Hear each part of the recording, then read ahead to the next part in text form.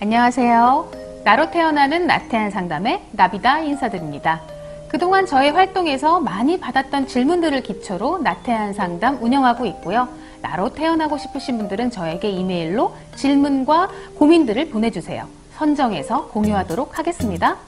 상처가 있다면 치유하고 자신이 원하는 걸 꼭 창조해내시는데 도움이 되시길 바랍니다.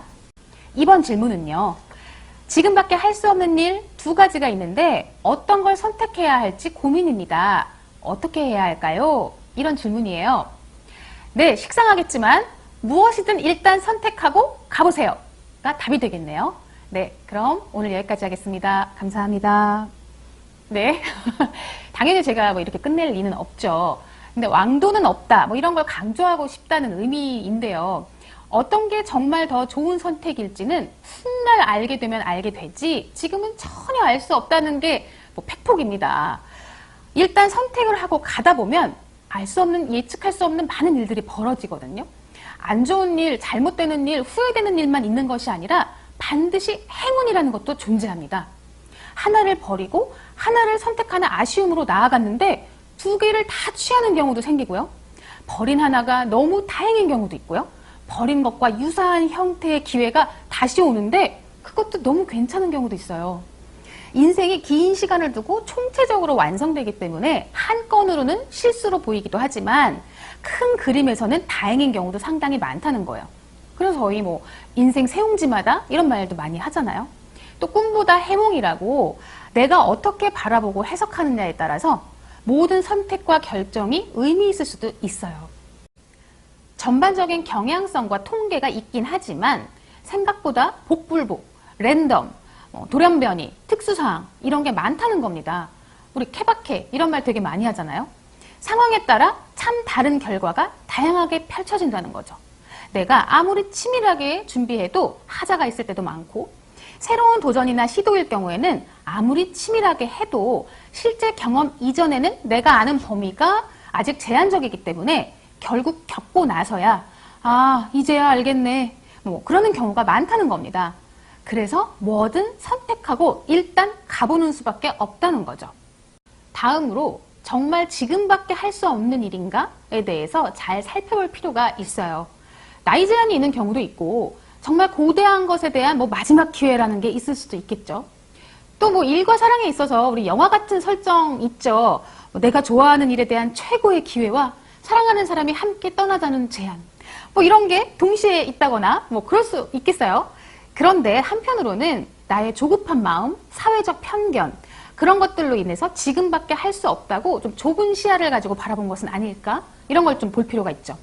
시대에 따라서 이런 견해, 분위기가 많이 바뀐다는 것도 여러분 아실 거예요. 예를 들어 결혼이라는 것도 예전에는 20대의 대부분 하셨어요. 그렇지만 지금은 결혼 정년기라는 것이 좀 희미해졌잖아요. 지금밖에 할 수 없는 것 중에 예전의 20대 분들은 결혼이라는 것도 들어가 있었을 수도 있어요. 그렇지만 지금은 그렇게 생각하지 않잖아요. 마지막으로 선택지에 올라온 것들을 비교할 때 살펴보는 방법, 기준 이런 걸 좀 알려드릴게요. 선택지에 올라와 있는 그 두 가지가 내포하는 본질적인 실체 이런 걸 잘 살펴보셔야 되는데요. 단순히 생각하면 둘 다 욕심난다 뭐 이 정도지만 진정한 나의 필요, 가치관과 잘 연결지어 세심하게 살펴보면 사람에 따라 조금이라도 기우는 것이 있다는 겁니다. 이 선택 이전의 개인 사랑도 연결지어 줄 수 있고요. 위에 이야기한 일과 사랑을 예로 들어볼게요. 나의 필요의 측면에서 보면 지금 내가 좋아하는 일의 경험과 사랑하는 사람과의 경험 중 지금 무엇이 더 필요한가? 나의 가치관의 측면으로 보면 현재 내가 좋아하는 일의 성취를 위해 사랑을 잃는 것과 사랑의 성취를 위해 좋아하는 일의 기회를 잃는 것 중 무엇을 더 가치 있다고 보는가? 이런 방식으로 자신에게 질문을 던져보고 답해보는 거죠. 절대적인 옳고 그름, 사람들이 대부분 하는 선택 이런 걸로 살펴보는 것이 아니라 나의 필요, 나의 가치관, 나의 선호도 이런 것을 기준으로 살펴본 다음에 일단 뭐든 선택하고 가보면서 막 실시간으로 벌어지는 일들에 대처해가는 거예요. 대처하면서 배움도 생기고요. 선택 이후에도 남들과 비교하면서 일희일비하지 말고 그 선택이 무르익을 때까지 제대로 겪어본 다음에 평가 혹은 판단을 하는 거죠. 그리고 이후의 방향을 잡아나가는 거고요.